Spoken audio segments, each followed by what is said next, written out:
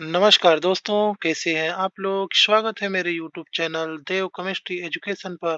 आप लोग मेरे चैनल को सब्सक्राइब करें और बेल आइकन को दबा दें। आज की वीडियो में आप लोग ट्रिक के साथ इलेक्ट्रॉनिक विन्यास करना सीखेंगे तथा इलेक्ट्रॉनिक विन्यास से संयोजकता निकालना सीखेंगे मात्र कुछ सेकेंडों में। तो इसके लिए आप लोग को पहले इलेक्ट्रॉनिक विन्यास क्या होता है ये जानना चाहिए। तो इलेक्ट्रॉनिक विन्यास को समझने के लिए हमें पहले परमाणु की संरचना का संक्षिप्त में ज्ञान होना आवश्यक है। तो सबसे पहले हम थोड़ा परमाणु की संरचना की बात करेंगे। परमाणु की संरचना तीन मूल कणों से होती है: इलेक्ट्रॉन, प्रोटॉन और न्यूट्रॉन। तो इलेक्ट्रॉन पे ऋण आवेश, प्रोटॉन पे धन आवेश होता है तथा न्यूट्रॉन पर कोई आवेश नहीं होता है। किसी भी परमाणु में इलेक्ट्रॉन और प्रोटॉन की संख्या उसके परमाणु क्रमांक के बराबर होती है। जैसे अगर हम कहें यहाँ सोडियम Na है, इसका परमाणु क्रमांक अगर 11 है तो सोडियम में प्रोटॉन 11 होगा और इलेक्ट्रॉन भी 11 होगा। ऐसे ही अगर हम बात करें ऑक्सीजन की, तो ऑक्सीजन का परमाणु क्रमांक 8 होता है। तो ऑक्सीजन में प्रोटॉन 8 होंगे और इलेक्ट्रॉन भी 8 होंगे। परमाणु की संरचना में प्रोटॉन तथा न्यूट्रॉन मिलकर परमाणु का नाभिक बनाते हैं। ये बीच में नाभिक है, इसमें प्रोटॉन और न्यूट्रॉन है। नाभिक पे धन आवेश होता है क्योंकि प्रोटॉन पर धन आवेश होता है तथा इलेक्ट्रॉन नाभिक के चारों ओर अनेक जो कक्षाएं होती हैं, इन कक्षाओं में चक्कर लगाते रहते हैं। तो के, एल, एम, एन ये सब कक्षाएं हैं। इन कक्षाओं में इलेक्ट्रॉन चक्कर लगाते रहते हैं। तो अब हम यहाँ इलेक्ट्रॉनिक विन्यास की परिभाषा समझेंगे। परमाणु में इलेक्ट्रॉनों का विभिन्न कक्षाओं में वितरित करना इलेक्ट्रॉनिक विन्यास कहलाता है। वितरित करना मतलब बांटना, यानी ये सब जो कक्षाएं हैं के, एल, एम, एन, इन कक्षाओं में इलेक्ट्रॉन अलग अलग संख्याओं में पाए जाते हैं। तो इन कक्षाओं की क्षमता वैसे पहले कोष की 2 होती है, दूसरे की 8 होती है, तीसरे की 18 होती है, चौथे की 32 ऐसे ही होती है। ये इसकी मैक्सिमम इलेक्ट्रॉन भरने की क्षमता होती है। तो इसी को हम इलेक्ट्रॉनिक विन्यास कहते हैं। परमाणु क्रमांक 1 से 20 तक के तत्व बहुत महत्वपूर्ण होते हैं। इनके इलेक्ट्रॉनिक विन्यास हमें अवश्य आने चाहिए क्योंकि यही सब तत्व ज़्यादातर यौगिक में आते हैं। तो नियम से इलेक्ट्रॉनिक विन्यास करना थोड़ा सा कठिन होता है, इसलिए हम लोग यहाँ ट्रिक से इलेक्ट्रॉनिक विन्यास करना सीखेंगे। ट्रिक से इलेक्ट्रॉनिक विन्यास करना बहुत ही आसान होता है। तो ट्रिक से इलेक्ट्रॉनिक विन्यास करने के लिए हमें ये ध्यान देना होगा कि पहले कोष के में अधिक से अधिक 2 इलेक्ट्रॉन भरना है। जब पहला कोष भर जाएगा तभी दूसरे कोष में इलेक्ट्रॉन भरना स्टार्ट करना है और दूसरे कोष में 8 इलेक्ट्रॉन होते ही तीसरा कोष भरना स्टार्ट कर देना है।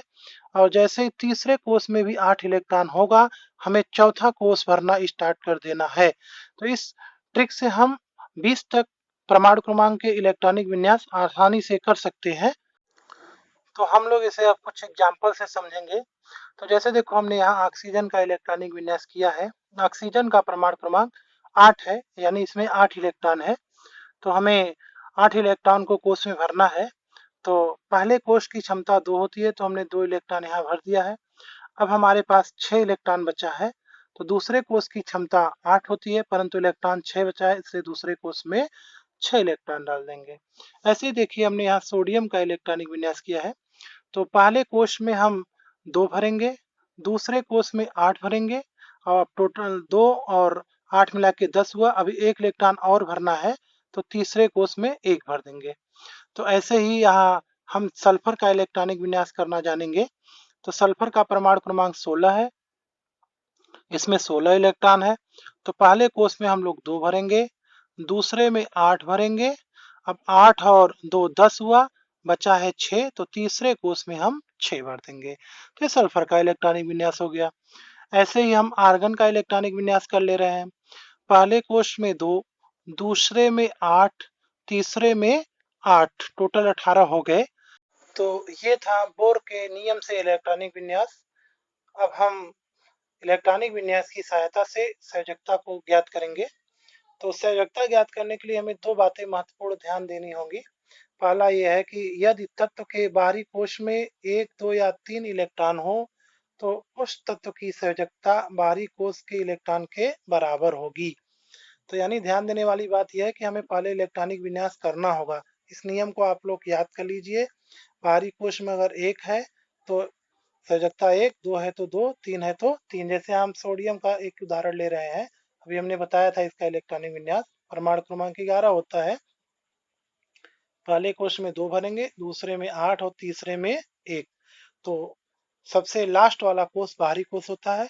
तो यहाँ हम देख सकते हैं कि बाहरी कोश में 1 इलेक्ट्रॉन है, तो अर्थात सोडियम की संयोजकता 1 होगी।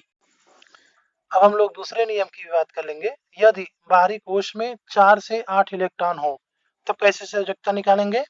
तो 8 में से बाहरी कोश में जितना इलेक्ट्रॉन है उसको हम घटा देंगे, तो जो संख्या आएगी वही हमारा उस तत्व की संयोजकता होगी। तो यहाँ जैसा कि हम लोग देख सकते हैं कि सल्फर है, सल्फर 2, 8, 6।